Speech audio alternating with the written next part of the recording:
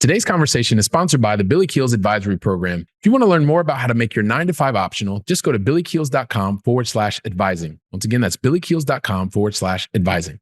You're listening to the Going Long podcast, the #1 podcast for the strategies, tactics, and actions high wage earners need for living an intentionally designed life of wealth and resilience.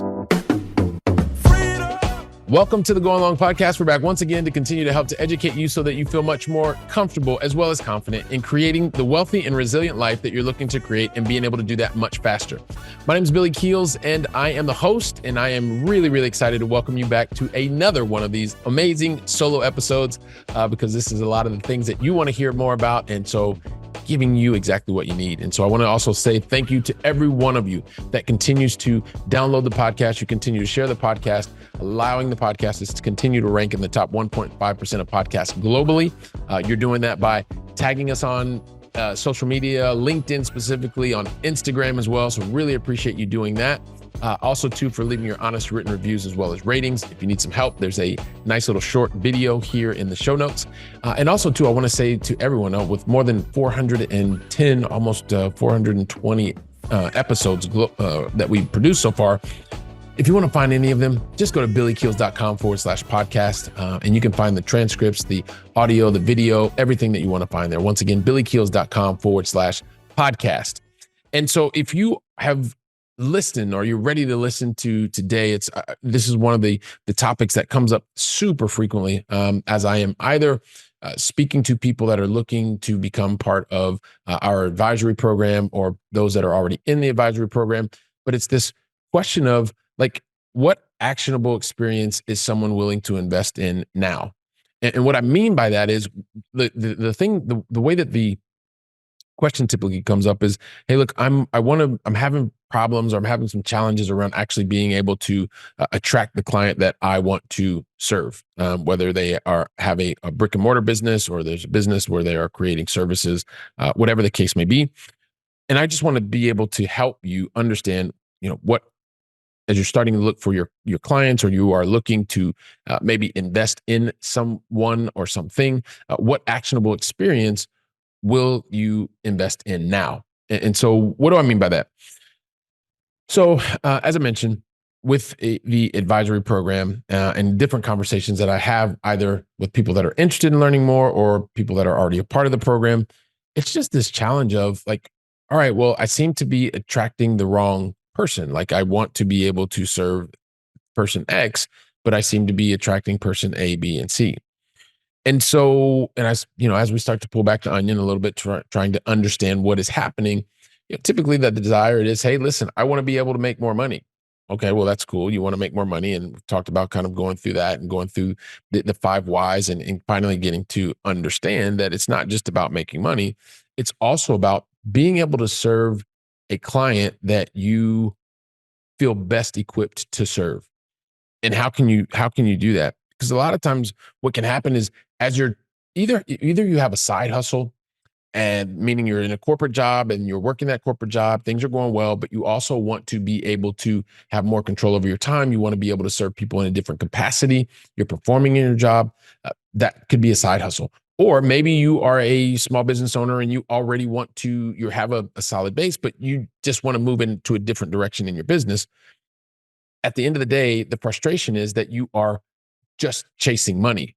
And you and I both know that once you have your basic needs covered and a little cushion, then everything else is really about, how are you filling up your emotional buckets? How are you actually going out into the marketplace and making impact on others so that they can move forward and they can move forward faster? So as these kind of conversations continue to come up, even though you feel like you're chasing money and you're not moving forward, you recognize and you look around the marketplace and you say, well, it looks like company X or person Y is really fulfilled and they're doing the things that they like, that they really enjoy doing, that they are someone who is in their sweet spot. And I know I talked about the sweet spot in one of the previous episodes. I think it was episode 416. You may want to check that out, find out exactly what I mean when I talk about being in your sweet spot at episode 416. But when you are in your sweet spot and you see everybody else around that it is working and they seem to be in their sweet spot and doing the things that they enjoy and impacting the lives that they want to impact,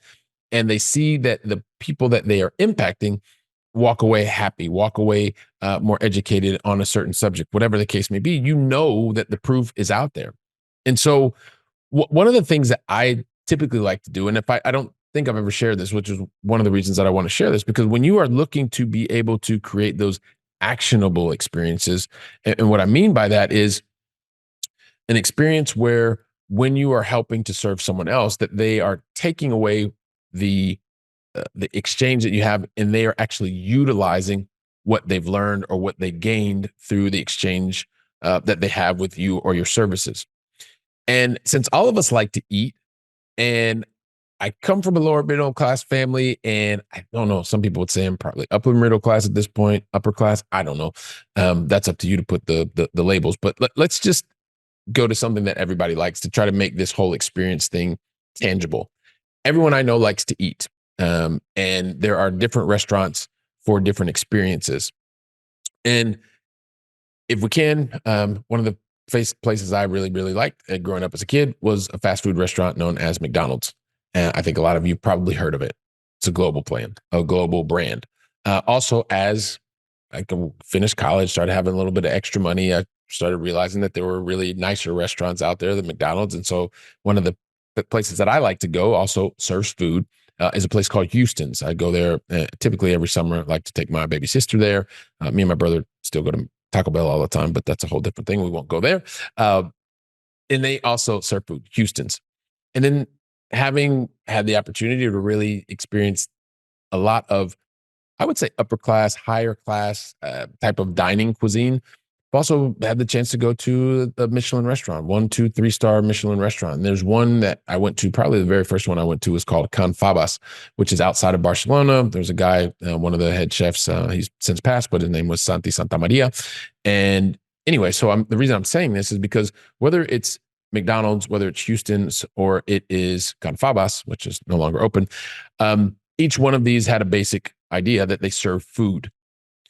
The idea, though, is the experience that each one of them provide is very different.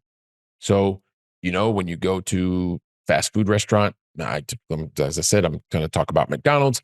You know that when you get there, whether you are in Barcelona, Spain, or you are in Columbus, Ohio, you are going to get a cheeseburger, you're going to get fries, and it's more or less the same. The processes are fast and it's relatively inexpensive. And a lot of the work, even nowadays, you just go to a kiosk, touch it, and it shows up. Low frills, fast, easy, typically very economical. Houston's, you go in, it's a nice setting.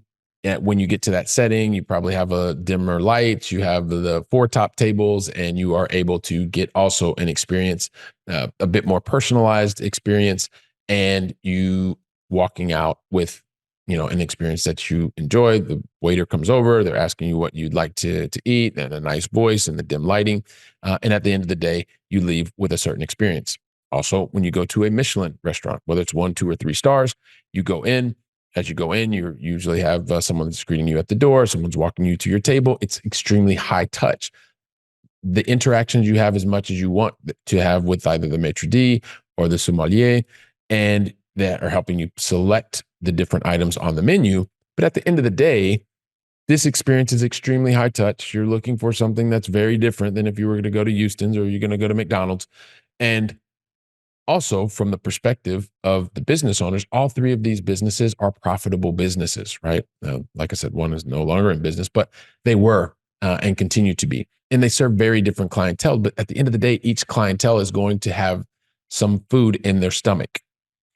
And the reason I'm saying this is because the experiences are very different. And it's no different when you go and you want to serve clients. Like if you are serving a client who is expecting a 3-star Michelin experience, but they want to invest as if they were going to McDonald's, then that's not going to be the right experience for that person, because they are looking for something much faster, probably to do the work on their own, not having a lot of interactions with the sommelier or the maitre d'. And so you just have to figure out what is the experience that you want the individual or the person to have or the company to have, and make sure that you are aligning your business infrastructure, your employees, your mission, your vision, your values of your company to attract the client that you best want to serve.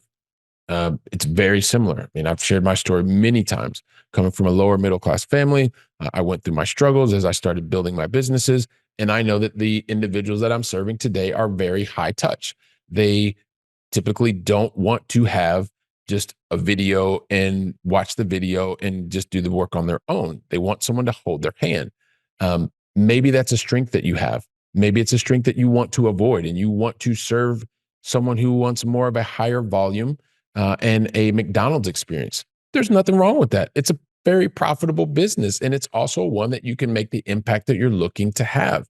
The same thing, if you want to have a mid range, maybe you have something where it's a lot of individual work that's done by your clients. And then you have interactions with them every once in a while, or it's that you have constant interactions with your clients. So a lot of the frustration can have that you can create for yourself is when you are trying to serve the wrong client with the wrong business model. I see it quite frequently.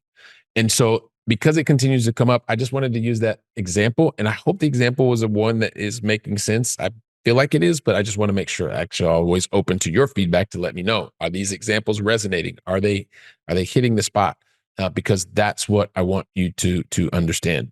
And at the end of the day, you want to be able to achieve to serve the client that you feel that your business is best built to serve. Along the way, you are going to, as you focus on, are you going to create that 3-star Michelin experience? Are you going to create that Houston's experience? Or are you going to create the McDonald's experience?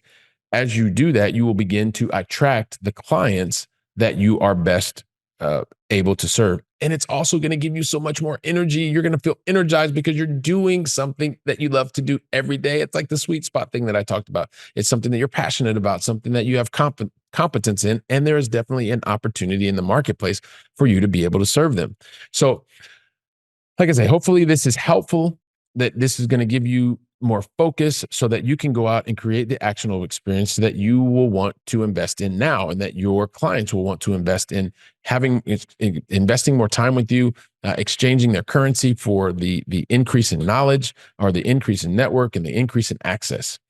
So while you're taking today's conversation, you're downloading it, you're sharing it with someone, because maybe today someone is struggling with kind of business model that they want to be a part of, and how they can create that actionable experience that others will want to invest in now. Take today's episode, share it with them. Feel free to also, you can check out, there's ways to contact me. You can go to billykeels.com/advising, find out about that. And also too, I'll be here preparing for the next episode while you're sharing and talking to others. So until then, go out and make it a great day. And thank you very much.